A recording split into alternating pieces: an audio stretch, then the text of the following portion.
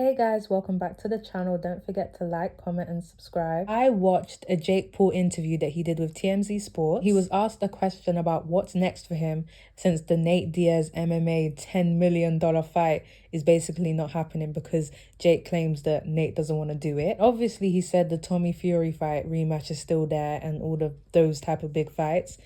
But he said something that kind of surprised me, the fact that he wants to fight professional boxers now and kind of disregard any sort of clout or fame that the professional boxers have. Of you, and you essentially need to carry the card and promote it all by yourself. Yeah, it's interesting, and really the conclusion we're getting to is doing smaller events potentially and just focusing on the fight and not the business side of it, and not needing it to be some big pay-per-view draw, and just focus on the sport. So that's where my head is right now, and that's what I think we're gonna try to execute. So basically, from that interview, I got that he is not too fussed about having big fights, because that's what people say about Jake.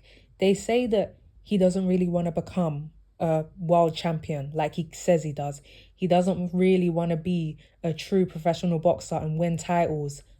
He just wants to put on big fights with big names. And Jake has said this himself, to be fair, that he just wants to put on big fights with big names. But he's also said that he wants to be world champion. But people dismiss that because he keeps fighting MMA guys, retired basketball players, and people like that. People that won't take him to the professional boxing route and possibly becoming world champion like he says he wants to become. I don't know if Jake has said this in other interviews, but this is like the first time I'm hearing him say that he's going to fight basically people with no clout and just focusing on the level that they're at and making sure it's similar to him and trying to build his professional boxing record. Like, he's not interested in making big fights. Like, obviously he's still interested in making big fights, but he's also focused on making smaller events just to build up his record. And now, if he does go through and do this and fight people with no clout,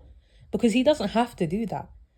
Like, so if he goes and fights people with no clout, no names, and actually puts on smaller events, not like Tommy Fury fighting big names, putting on big events, he's gonna do smaller events with no names just to build up his record so that he can be a world champion, since that's what he wants to do. That kind of takes away what everyone says at him just lying about him wanting to be world champion, because he's actually trying to fight professional boxers. It's surprising to me because I agreed with everyone else when he's saying that he wants to be world champion, but he's fighting MMA fighters and fighting people in the influencer world who are not gonna take him to that route. Like, they're not gonna take him there. I'm not saying that he is gonna become world champion, by the way, because I personally don't think that will happen. But him actually making the effort, like he said he's going to in this interview, to fight real professional boxers, smaller events, just to build up his record, to take him to that route, debunks everyone saying that he's trolling and that he doesn't actually want to become one. Because if he goes through and does this, then he clearly believes that he can do it and wants to do it. I used to just think he's saying it for trolling's sake. He's saying it just to sell the fight. He's saying it just because that's what he wants to be seen as. I never thought that he actually is trying to pursue that. So maybe he's not trolling when he says he wants to become world champion. Like, I think he actually truly means it. News that happened. Dillon Dallas, I don't know if I say his name right, Dillon Danis put out a tweet basically saying that Logan Paul's listening to people about like influencer has a restraining order. He took it away too far. The fight might not be happening. Dillon Danis versus and I get it. This is the fight game. Nina's fighting Logan, so he wants to promote the fight by doing this. And I was just like, oh, I personally do not find it entertaining or funny or a good idea to come at his fiance. Like, to me, it comes across as cyberbullying. Like, I get it, these pictures, images that he's putting up is public or whatever, but he's putting them out in a way to paint her in a negative light. People are calling her a hoe. People are calling her a slag. people are calling her ran through, and it's because of the images that he's put up. Like, he's causing people to cyberbully this woman who hasn't done anything to him. Like, okay, I get it, sell the fight, but why are you coming at the wife? Like, I never found it funny. I never found it entertaining. I just found it annoying. Like, literally, why is he coming at Nina when he should be going at Logan? Like, she hasn't done anything to you, and I don't understand why it's acceptable just because it's the fight game and he's fighting Logan Paul. Like, I don't think that it's right for him to do what he's been doing. And I get it, he's posting public images, but he's posting them to paint her in a light for people to cyberbully her.